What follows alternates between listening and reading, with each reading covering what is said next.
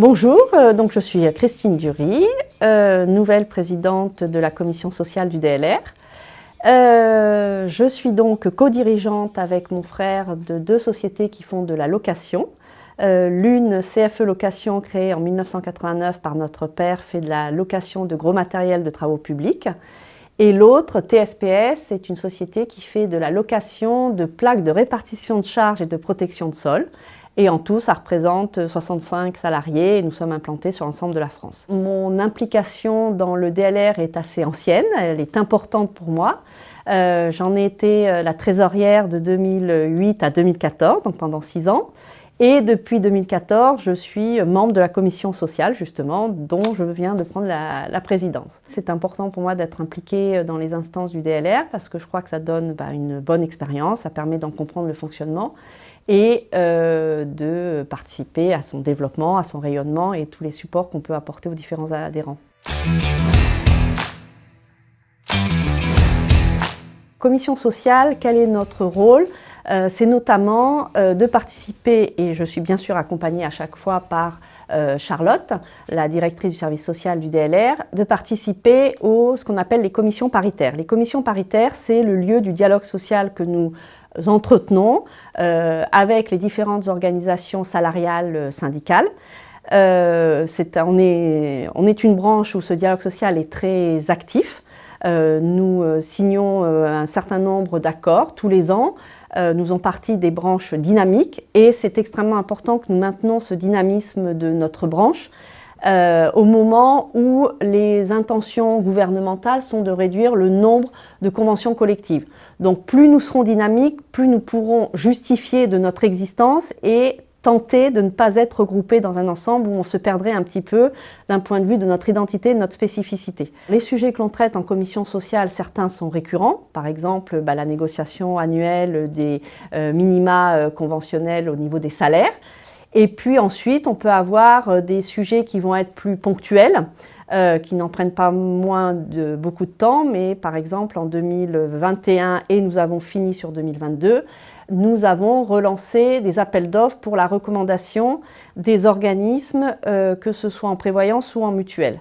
C'est assez chronophage, mais ça y est, on est arrivé au bout. Et à l'issue donc de cet appel d'offres, nous avons maintenant 3 organismes recommandés pour la partie prévoyance, versus 1 précédemment. Donc maintenant, nous avons AG2R, Apicil et Agrica.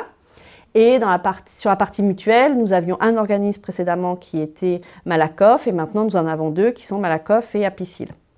Alors pourquoi c'est important d'avoir des organismes recommandés? C'est ce qui nous permet d'avoir des systèmes mutualisés pour l'ensemble des adhérents et de pouvoir fournir, si les adhérents le souhaitent évidemment, souhaitent adhérer à ces organismes, une prestation qui sera la même, identique, quelle que soit la taille de l'entreprise, son implantation géographique, ses performances, je dirais, en termes de sinistres. Et donc, c'est effectivement extrêmement important. Et nous tenons à justement pouvoir offrir ce service à l'ensemble des adhérents du DLR en ayant fait cette recommandation et en ayant élargi le nombre d'organismes recommandés par rapport à ce que nous avions précédemment.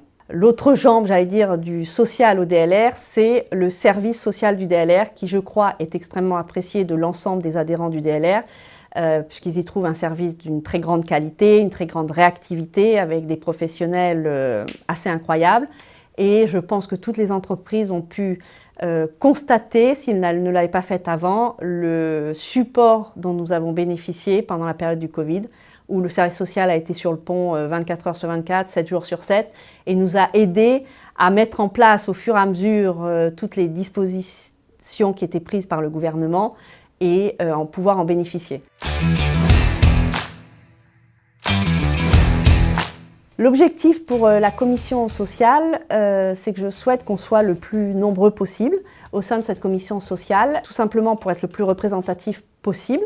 Le DLR, nous avons de différents métiers, des tailles d'entreprises très différentes, des régions différentes, et plus nous serons représentatifs de cette diversité, plus nos messages pourront être pertinents et mieux nous saurons porter les questionnements, les sujets qui peuvent intéresser les différents adhérents du DLR. Donc aujourd'hui, nous sommes 7 membres au sein de la commission, donc je pense que ça va nous apporter un certain dynamisme pour porter tous les sujets que nous avons à traiter dans les semaines, les mois qui viennent. Donc c'est effectivement quelque chose que je souhaite maintenir pour la durée de mon mandat, d'avoir une commission qui soit dynamique, impliquée, même si les sujets peuvent sembler un petit peu rébarbatifs à beaucoup des membres du DLR, c'est un sujet qui est extrêmement important. Un petit message aux adhérents du DLR qui est un appel à répondre aux demandes concernant le bilan social. C'est extrêmement important que nous collections le maximum de données, de nouveau pour être le plus représentatif possible, pour bien comprendre notre profession. Mieux on comprendra la composition, les caractéristiques de la population salariale du DLR, plus on sera à même de traiter des sujets qui seront pertinents par rapport à cette population. Donc ces données nous sont extrêmement utiles. Elles sont aussi un point dans nos échanges avec les organisations salariales qui elles-mêmes sont demandeuses de bien connaître la population de la même manière pour bien la représenter. Donc c'est extrêmement utile que vous nous répondiez. Aujourd'hui, ce taux de réponse est en augmentation, donc on est sur le bon chemin. Continuons à progresser pour que nous ayons toutes les données qui nous sont utiles pour bien travailler et vous représenter.